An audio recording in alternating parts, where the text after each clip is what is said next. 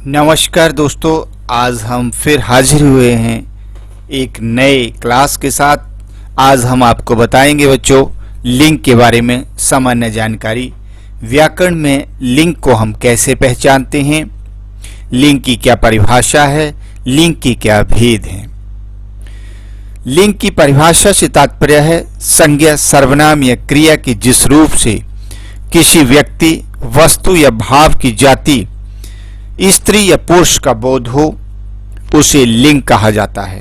अर्थात संज्ञा के जिस रूप से पुरुष या स्त्री जाति का बोध होता है उसे लिंग कहा जाता है। हिंदी में सभी संज्ञाओं की दो जातियां मानी जाती हैं होती हैं और एक स्त्री की, दूसरी पुरुष की। पदार्थ जड़ हो या चेतन, हिंदी में सबका लिंग होता है। सर्वनाम में लिंग के कारण परिवर्तन नहीं होता, उसका लिंग उसकी क्रिया से जाना जाता है। लिंग के दो भेद हैं, एक पुल्लिंग और दूसरा स्त्रीलिंग। अब इसे कैसे पहचानेंगे? सजीव रूप से हम, जैसे मान लीजिए कोई घोड़ा, राजा, कुत्ता, बालक, खटमल, यानी कि इन शब्दों से पुरुष जाति का बोध हो रहा है। घोड़ा क्या है? नर है। राजा क्या है? नर है। कुत्ता क्या है? नर है। इसी तरह बालक, खटमल इत्यादि। तो इसी तरह की तमाम शब्द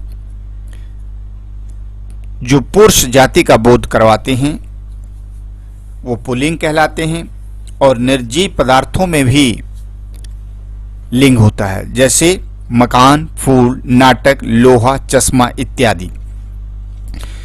और भाव रूप में भी लिंग विद्यमान होता है, जैसे दुख, पुरुष जाति का बोध हो रहा है इसे। लगाव, इस तरह के शब्दों में लिंग, पुल्लिंग जाति का बोध होता है। स्त्रीलिंग से स्त्री जाति का बोध होता है। जो दूसरा है इसका भेद स्त्रीलिंग, उससे पुरुष जाति का बोध होता है। जैसे निर्जीव पदार्थ सुई, कुर्सी, गर्दन। और सजीव पदार्थों में बहुत इजी है, जैसे रानी, घोड़ी, कुत्ती, बालिका, जौ इत्यादि। ऐसे शब्द जो स्त्री जाति का बोध करवाते हैं वो स्त्रीलिंग के अंतर्गत आते हैं।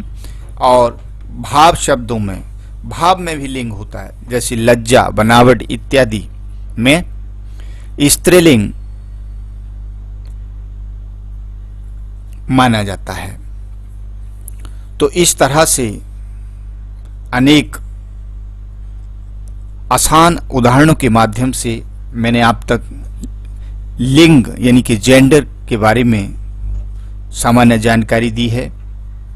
आप ऐसे भी समझ सकते हैं, जैसे छात्र और छात्रा स्कूल जा रहे हैं तो इसमें एक लिंग है, एक पुल्लिंग है। मोर मोरनी नाच रहे हैं, इसमें भी एक स्त्रीलिंग और पुल्लिंग है। गाय बैल आमने सामने हैं, यहाँ भी पुल्लिंग और स्त्रीलिंग है। जूता जूती, इसमें भी पुल्लिंग और स्त्रीलिंग है। तो इन तमाम वाक्यों से छात्र, बैल, मोर, जूता, तो कुछ शब्द स्त्री जाति के हैं और कुछ शब्द जो हैं वो पुरुष जाति के हैं। तो इस तरह से कुछ शब्द ऐसे हैं जो पुल्लिंग स्त्रीलिंग एक समान बने रहते हैं, जैसे राष्ट्रपति, इंजीनियर, प्रधानमंत्री, प्रोफेसर, राजदूत और मंत्री। ये दोनों शब्दों का अर्थ प्रकट करते हैं, तो ये परिवर्तित नहीं होते हैं। और कुछ शब्द सदा पुल्लिंग में ही प्रयुक्त होते हैं, जैसे चीता, पशु, खरगोश, पलंग और सोना। ये पुल्लिंग ही शब्द होते हैं। कुछ ऐसे भी शब्द हैं जो सदा स्त्रीलिंग में ही प्रयुक्त होते हैं, जैसे नदी, तितली, मछली, मैना, गिलहरी। ये स्त्रीलिंग में ही प्रयुक्त होते हैं। लिंग का प्रभाव वाक्य में विश्लेषण, क्रिया विश्लेषण या क्रिया पदों पर समान रूप से पड़ता है। जैसे गर्मियों में शरबत पिया जाता है, तो यहाँ पुल्लिंग शब्द है। गर्मियों में लस्सी पी जाती है, अब शरबत की जगह लस्सी आ गई तो वो स्त्रीलिंग हो गया। तुम्हारा बेटा पढ़ता पढ़ता सो गया, ये पुल्लिंग है। तुम्हारी बेटी पढ़ती पढ़ती सो गई, तो वो क्या है, वो स्त्रीलिंग है। तो इसी तरह कुछ शब्द एग्जाम्पल के रूप में मैं आपको बता सकता हूं, जैसे पुल्लिंग शेर, स्त्रीलिंग शेरनी, हाथी पुल्लिंग है और हाथिनी स्त्रीलिंग है, घोड़ा पुल्लिंग है, घोड़ी स्त्रीलिंग है, सिंह पुल्लिंग है, सिंहनी स्त्रीलिंग है, ऊंट पुल्लिंग है, ऊंटनी स्त्रीलिंग है, देव पुल्लिंग है और देवी स्त्रीलिंग है, मामा पुल्लिंग है और मामी स्त्रीलिंग है।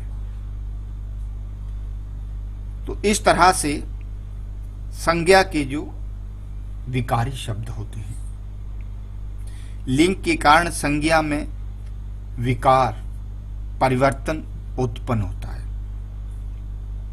और लिंग हम किसी चिन्ह या पहचान को कहते हैं, ये स्त्री है, ये पुरुष है। और हिंदी में दो ही लिंग हैं, स्त्रीलिंग और पुल्लिंग। तो इस तरह की जानकारी के लिए हमारे YouTube चैनल राज डायरी 786 को सब्सक्राइब कीजिए। तब तक के लिए इजाजत दीजिए और बने रहिए नेक्स्ट वीडियो तक। धन्यवाद।